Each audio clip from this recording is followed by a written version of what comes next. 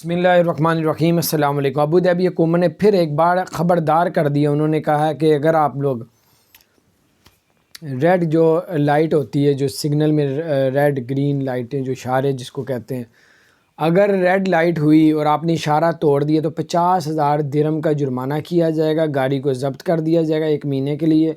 और अगर आप लोग जब तक जुर्माना नहीं उतारेंगे उस वक्त तक गाड़ी नहीं मिलेगी। अगर 1 महीने के अंदर अंदर आप लोगों ने जुर्माना ना दिया फिर आपको मज़ीद 1 महीना दिया जाएगा, उसके बाद आपकी गाड़ी को नीलाम कर दिया जाएगा, ज़ब्त कर लिया जाएगा। तो बहरहाल ये कुछ अपडेट थी, मैंने कहा आपके साथ शेयर करूं। भाई अपना ख्याल रखें, रेड इशारा मत तोड़ें, इशारे को मत तोड़ें ताकि इतने बड़े नुकसान से बच सकेंगे। तकरीबन पाकिस्तानी 23 लाख रुपए का आपको हर्जाना देना पड़ेगा लाजमी। तो ये कुछ अपडेट्स थी, अपना ख्याल रखें। अगर आपने हमारे चैनल को सब्सक्राइब नहीं किया जो सब्सक्राइब कर दें, बेल आइकन प्रेस कर दें ताकि नई सी अपडेट्स आप तक पहुँचें।